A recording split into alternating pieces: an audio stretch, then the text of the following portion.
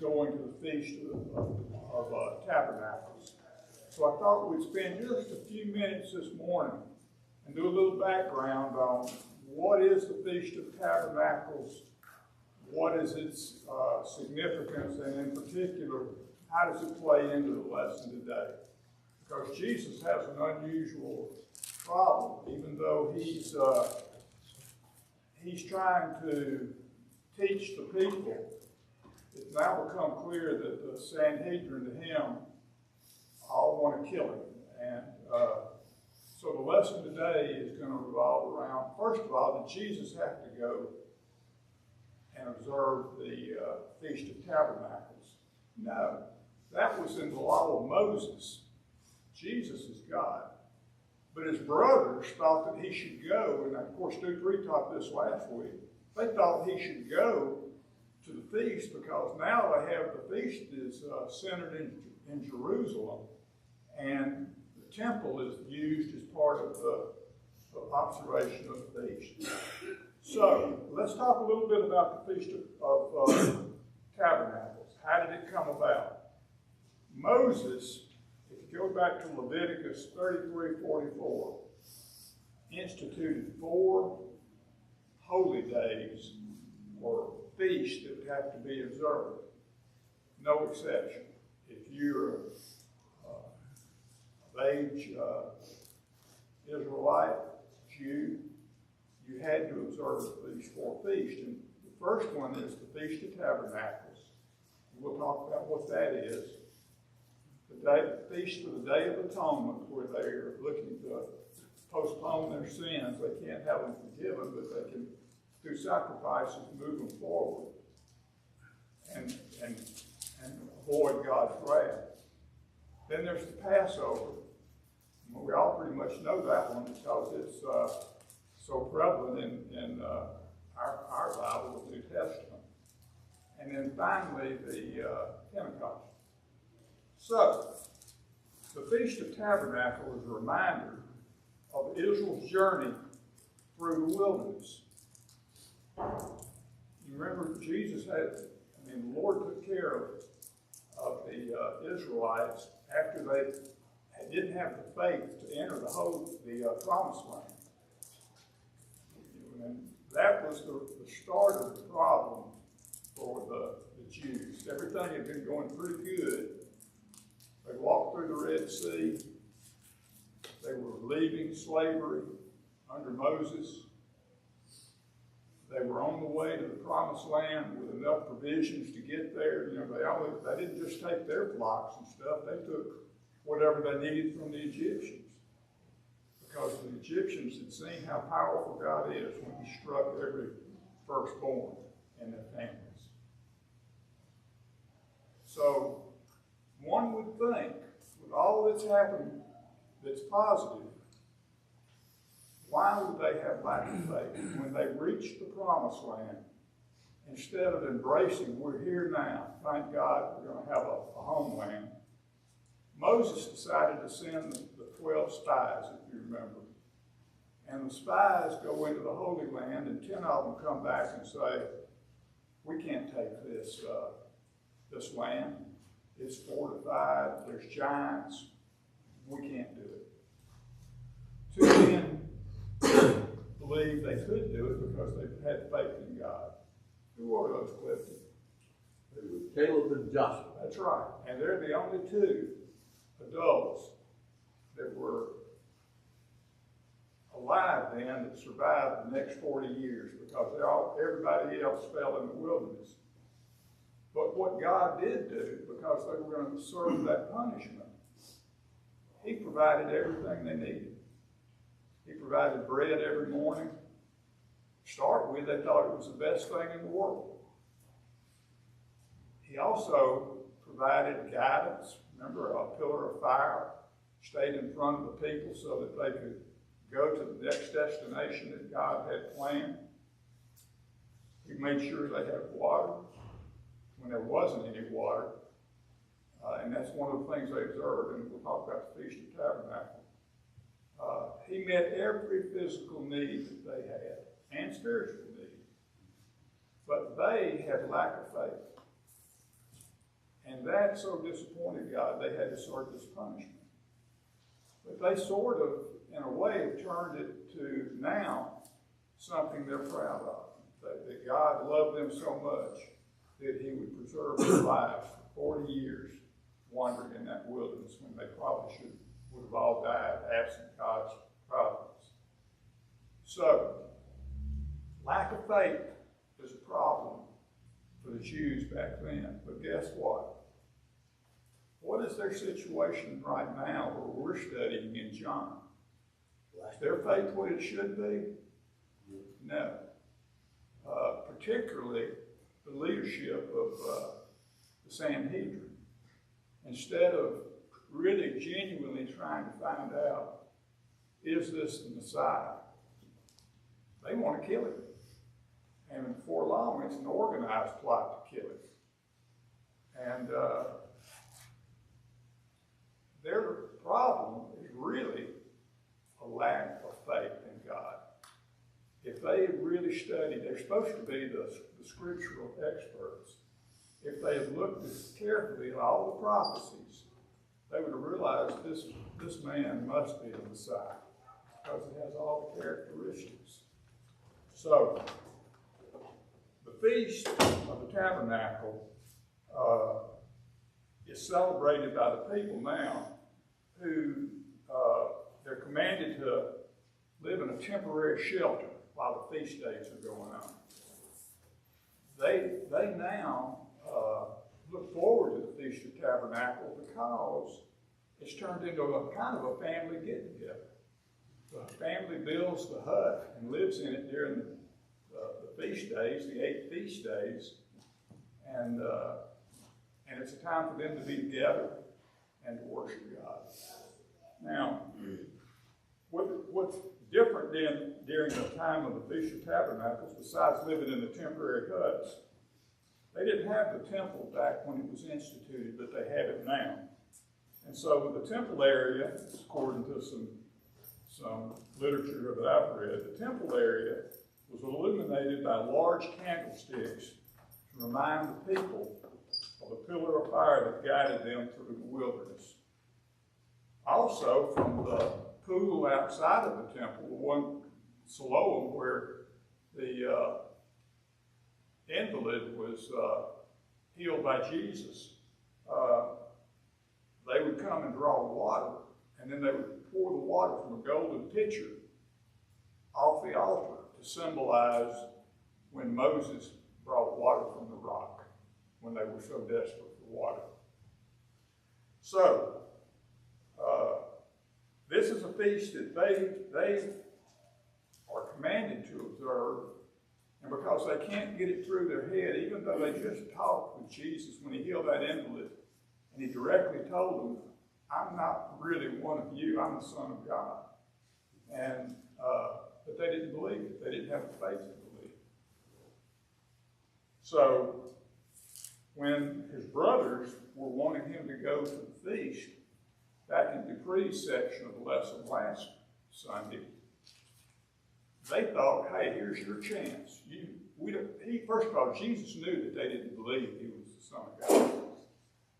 But they're encouraging him, you can go convince us. Let's go to the temple. We'll observe the feast together, and you can show everybody who you are. I'm sure that hurt Jesus because that wasn't a genuine feeling of affection or love for him. It was just total skepticism. They didn't believe he could do it. So Jesus really wasn't commanded to go to the feast, but the Jews believed being a man like them, he was commanded. So they had already put the word out at the feast, look for Jesus. When you see him, let us know. We want to arrest him. So that's kind of the backdrop on the Feast of Tabernacle, where it came from, what it is. And just like with healing the man at the pool of Siloam, Jesus is not subject to the commandment to be at the feast, although he does go to the feast. And this is what what I read in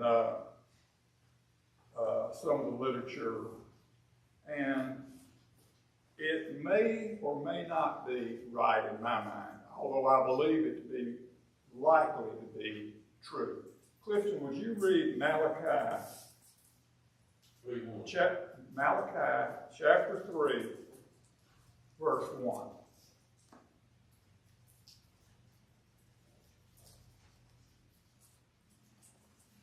Malachi 3 and verse 1 says, Behold, I send my messenger, and he will prepare the way before me. And the Lord whom you seek will suddenly come to his temple, even the messenger of the covenant, in whom you delight. Behold, he is coming, says the Lord of hosts. Okay, well, the messenger is John the Baptist. He's already come. That part of that prophecy has already been fulfilled. But what hasn't been fulfilled is Jesus going into the temple and teaching openly. So it's likely that what Jesus is doing is fulfilling prophecy. He does it all the time. Justin taught, whenever Jesus was on the cross and said, my God, why have you forsaken me? He was really quoting from a prophecy back in Isaiah, word for word.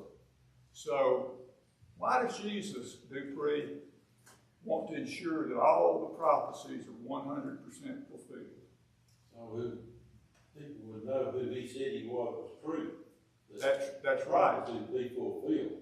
And also, for those of us who are living in this age, there's no better proof to us and to strengthen our faith is to see these prophecies, numerous prophecies about it, and every one are completely fulfilled by the time he finishes his work, dies on the cross. So Jesus likely did go to the temple to make sure that prophecy was fulfilled. Okay. So we're going to be starting with a couple of other things.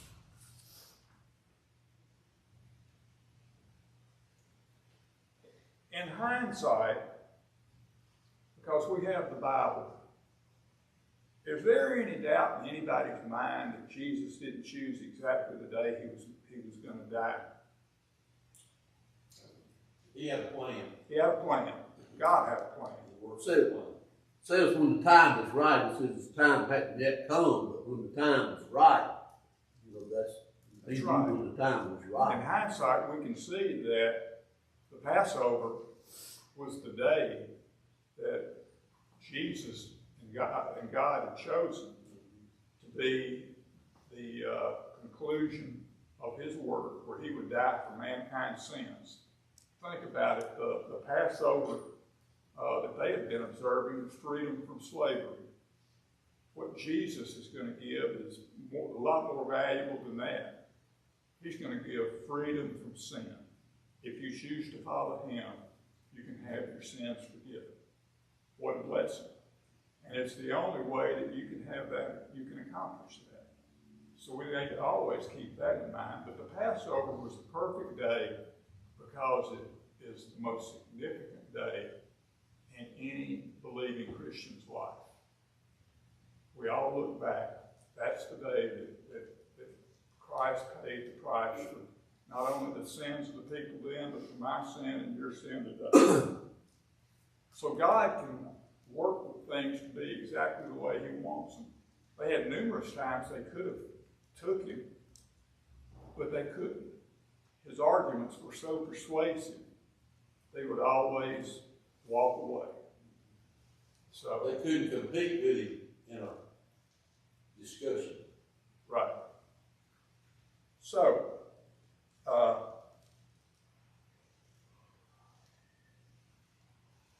the Jews believed, the rulers, that Jesus could not be the Christ because they knew him. He was from Nazareth, not Bethlehem. Although we know that the reality, he was born in Bethlehem. And then they even were so bold as to say this. Remember when they were dealing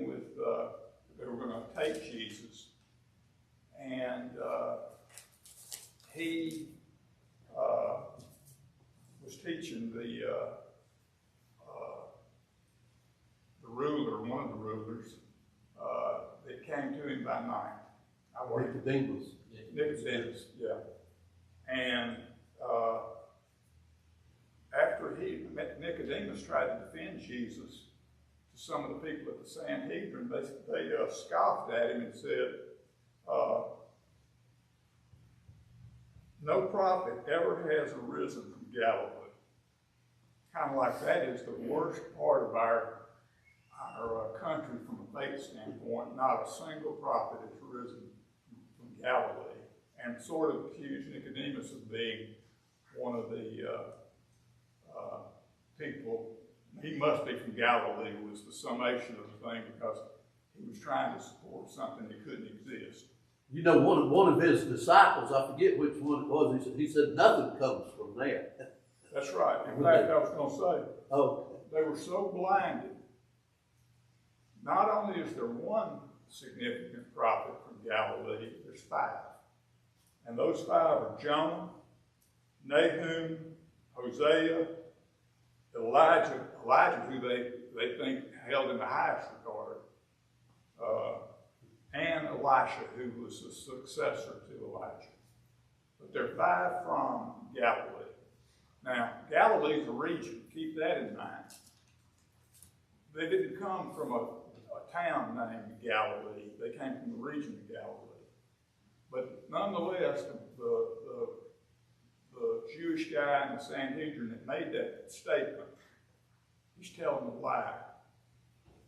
Because he either didn't know or he knew, but went ahead and made that claim anyway. So, one other thing.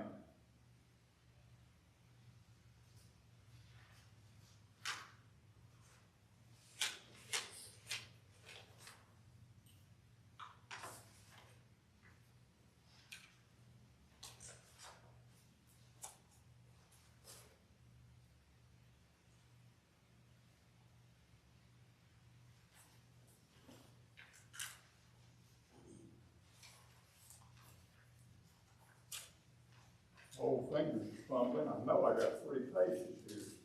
Bear with me just a second.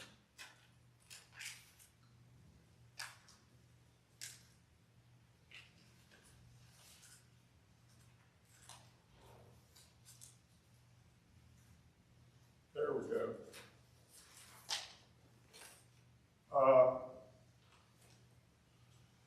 We're going to start now with the verses that our lesson comes from.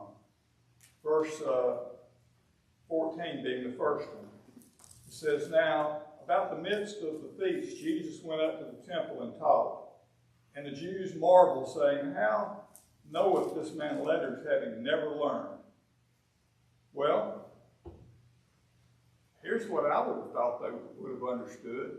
This is the same Jewish religious group that had accused him of breaking the Sabbath by healing that invalid back in John chapter 5. And what did he do? He turned the tables on him and told him, first of all, my Father works 24/7, and I do too. And I'm the Son of God. Well, when he said that even set him off further. But they couldn't refute anything he said. Not a thing. And what did they do? They let him walk away, even though they were ready to stone him right there if they could get the people consent. So,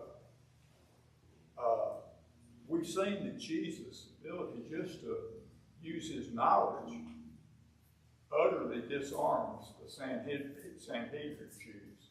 You know what Baba they were saying? They hadn't been to our schools so we could teach him what to say.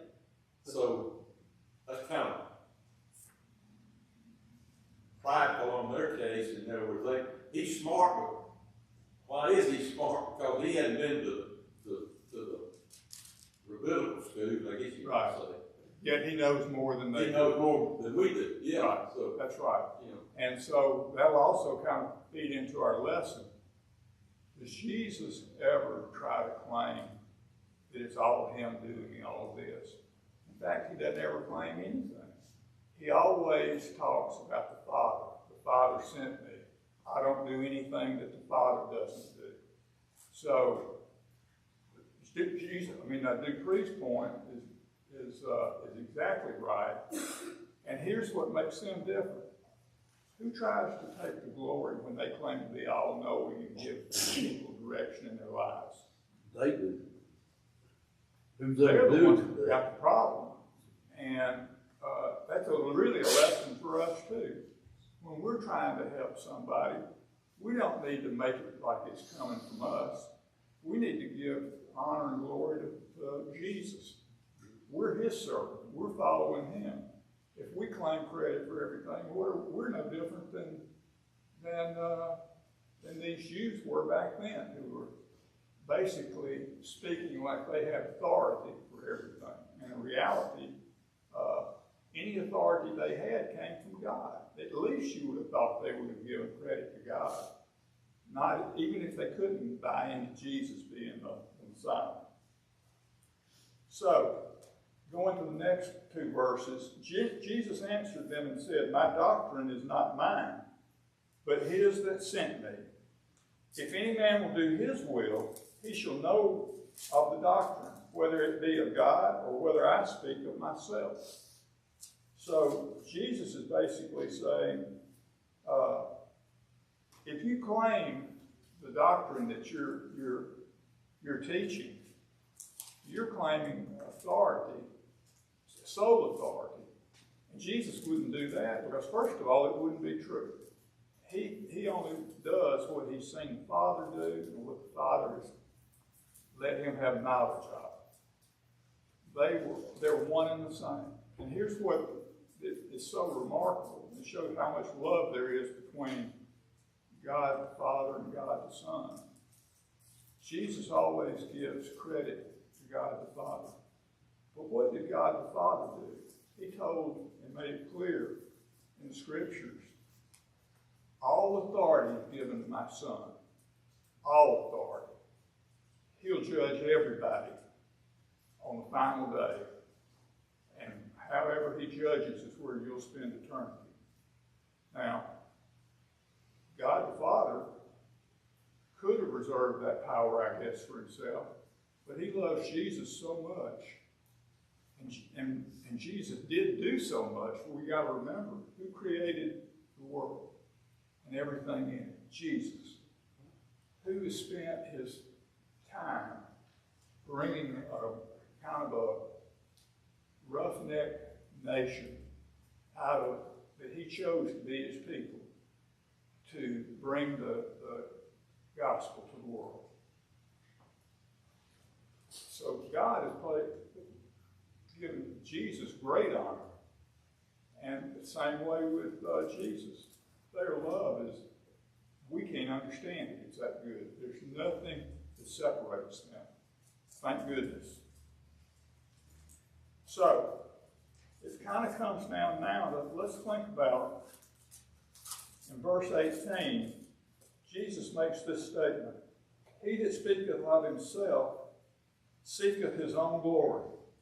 But he that seeketh his glory that sent him, the same is true, and no unrighteousness is in him. I reckon maybe sometime we have that problem with wanting to claim glory that's not due us. And if we are teaching a doctrine that's not from Jesus, we're really in trouble, aren't we? We're really in trouble. Let's think just in the simplest terms. When do we get in trouble and sin? Whenever we lose faith in Jesus. It's that simple. If we see the sin, we know what it is, and we decide to do it anyway, what do we really say? My authority is more important than yours. That's a characteristic that will cost us our soul if we don't correct it. The fact that Jesus has given given us examples to live by. What is the one way that we can show our love for him? He's already done everything for us to offer us salvation. Obedience. If we're a real servant, we'll strive to be as obedient as we possibly can be, because that's the person we said we're going to serve and follow. Not depart from his teachings and try to institute our own. But we do it because we're human and we make mistakes. What is the evidence that we really might not be a true disciple of Jesus? Failure to be obedient is a perfect example, and it's in our lesson.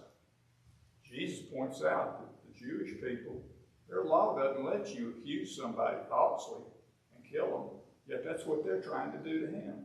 They're not even keeping the law of Moses. Another thing is, if we get along fine with the world, everything's easy and we can live with whatever's going on, just go with the flow. That's probably another example that we're maybe not doing exactly what we should be. 2 Timothy 3:12 says, if you follow Jesus, there will be persecution at some point in your life. I think that's probably true. You'll eventually miss a job opportunity. Might be as simple as you'll lose good friends.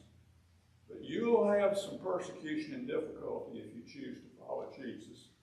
But you have the promise of eternal life from the one person who can deliver the promise. He's the one that died for us to create the opportunity to start with. So we should be awfully thankful for that. I heard someone say one time about, he was living, one guy said, well, he bites the devil every day. He said, well, I don't have any problem with the devil. He said, well, you might be going the same way he is. You know. That's right. If you're not having any trouble, yeah, then you got a problem. You're already on the wrong side. And just remember, if we speak on our own authority in an area that really we should be letting God authority be known and his will be known, and we don't, we just say you shouldn't do that because of this. You're going down the wrong trail now. We should always give God the authority and the honor and glory, not on our own say something's just right or wrong, because we're sinful people. We make mistakes. We need to always apply that saying that's in the church, speak when the Bible speaks and be silent where it's silent. It needs to be our authority. That's exactly right. So, in verse 19, Jesus is going to deal with the hypocrisy of the Sanhedrin Jews. And by the way, I think this is true. Whenever you see John talking about the Jews, almost always it's not going to be the people. It's going to be the Jewish rulers. That's who Jesus is in conflict with. A lot of the people, John uses the word the multitude for the people.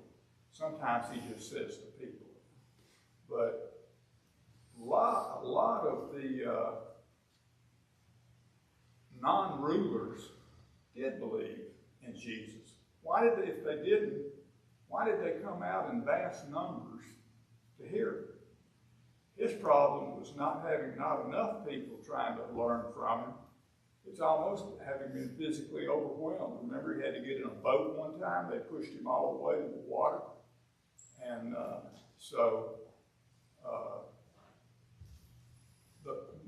lot of the ordinary citizens did believe he could be the Messiah. They heard their rulers say he couldn't be. But in their own minds, they knew, how can this man not be the Messiah?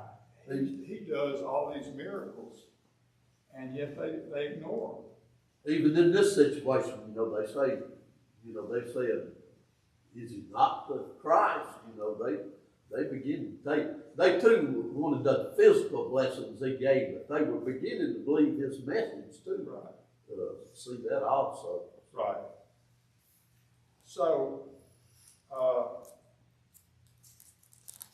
verse 19, Jesus said, "Did not Moses give you the law? And yet none of you keep up the law. Why go ye about to kill me?"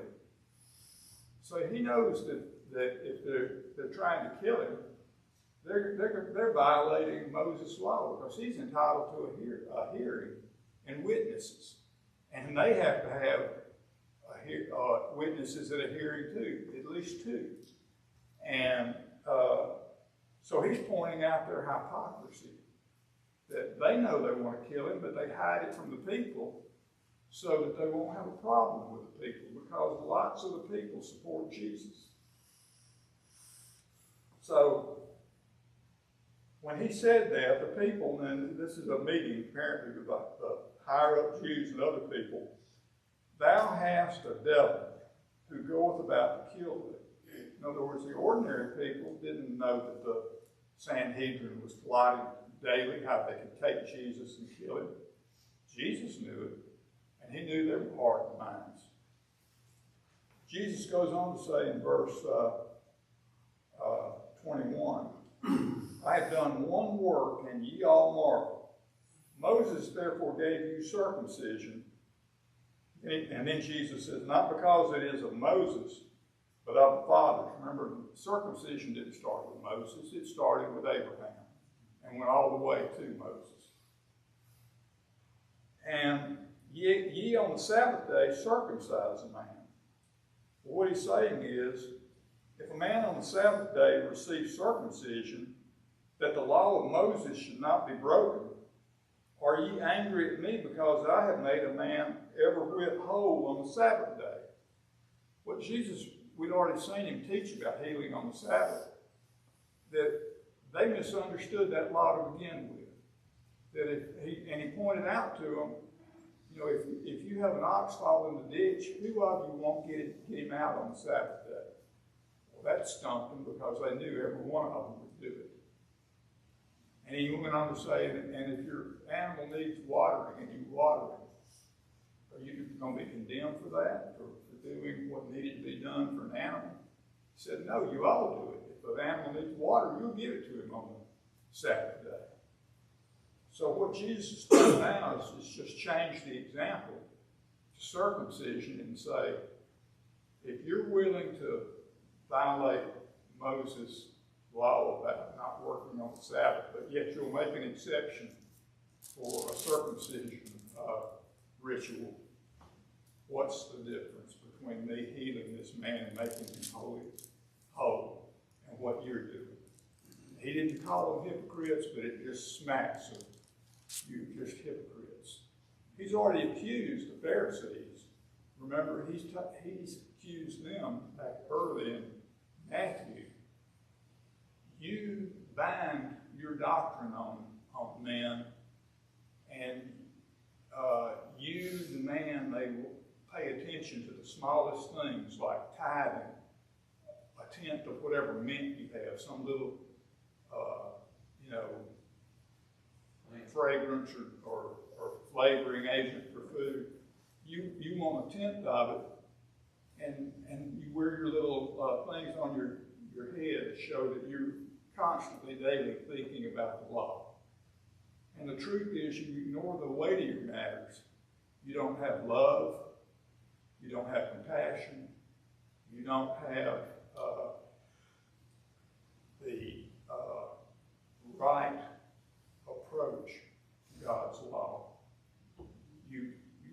First of all, he said that you're hypocrites anyway, because you say not to steal, and yet you steal widows' houses, because they have the ability to deal with the property among families.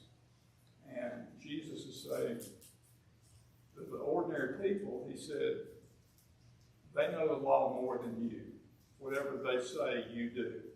But do not do what they do. So he's already basically told the people that the religious hierarchy is corrupt.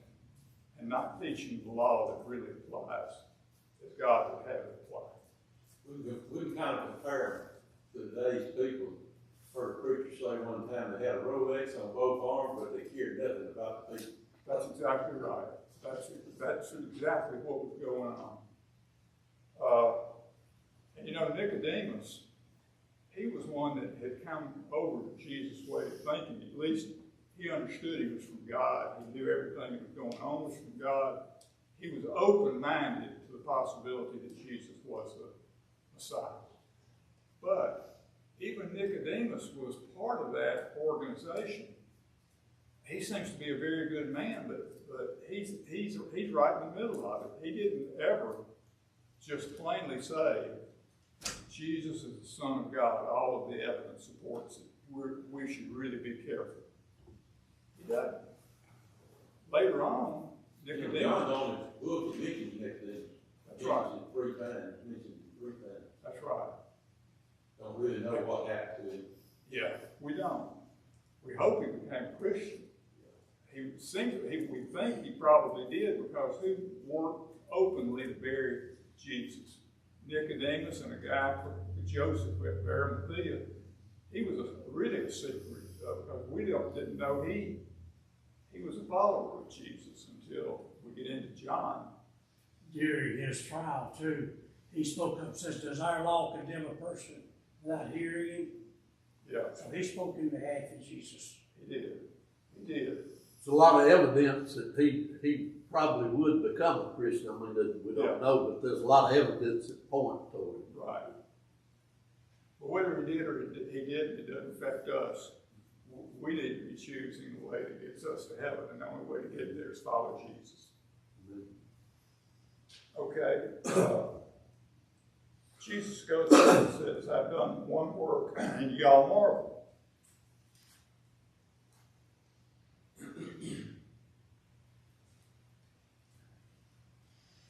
So here's Jesus sums it all up in chapter 24, verse 24. Judge not according to the appearance, but judge righteous judgment.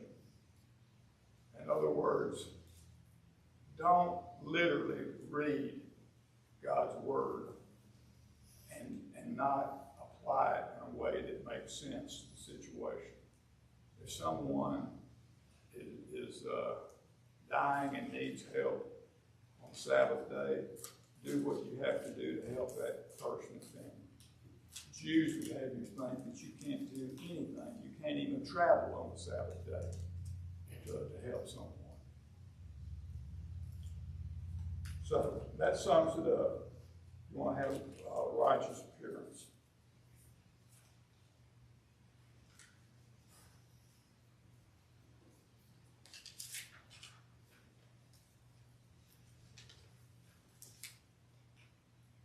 Verse 25 and 26. Then said some of them of Jerusalem, is not this he whom they seek to kill? But lo, he speaketh boldly, and they say nothing unto him. Do the rulers know indeed that this is the very Christ? Well, with him preaching in the temple openly, and them not doing anything about it, now people even are more inclined to think, could this be the Messiah? If he's not, why aren't they stopping him? But we kind of already had that conversation. They can't stop him because God is behind everything Jesus does. And he is not going to be thwarted in what his plans are. But anyway, going on verse 27, 28. Howbeit we know this man whence he is, but when Christ cometh, no man knoweth whence he is. Then cried Jesus in the temple as he taught, saying, Ye both know me, and ye know whence I am. And I am not come of myself, but he that sent me is true, whom ye do not know. So he really gives them a sharp rebuke that you don't know where I come from. I do, and the Father does. You don't even know the Father. In other words, you're not even close enough to him to know what he would have you to do. or you wouldn't be involved in the behavior of trying to kill someone.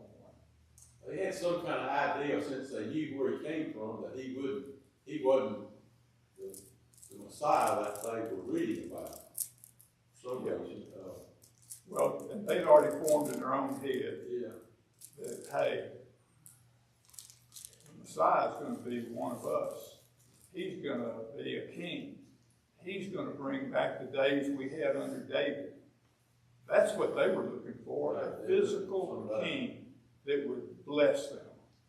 And his brothers, I guess they were thinking the same way. We grew up with this That's right. person, so he can't be a Messiah.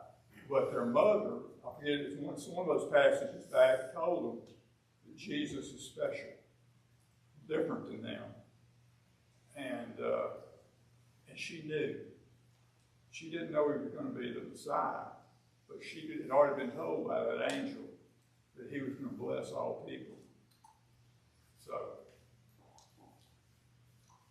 So going on to verse 27 through 29. Excuse me, 29 says, "But I know him, for I am from him, and he hath sent me." See, Jesus always keeps saying the same thing over and over, and it never registers. The Father has sent me. I'm not here of my own accord. The word I'm preaching to you is the Father's word, not mine. Then verse 30 and 31, and we'll conclude the lesson. Then they sought to take him, but no man laid hands on him because his hour was not yet come. They couldn't do it. God would not allow that to happen. Jesus' own speech and arguments disarmed them. But you can't fight God. Once his plan's underway, that's the way it's going to be. You know, that's what they said in one of the council meetings. They said, you know, you can't fight against God. If he means for this to be, it's going to be. That's the way it's going to be. That's right. And many of the people believed on him and said, when Christ cometh, he will do more miracles than these, which this man hath done. So that brings our lesson to an end. Thank you for your attendance. If you're watching online and you have some questions about something that's been said, just drop a note to the elders of Cottondale Church of Christ, and they'll get back to you. Thank you. Good lesson, Bob. Good lesson.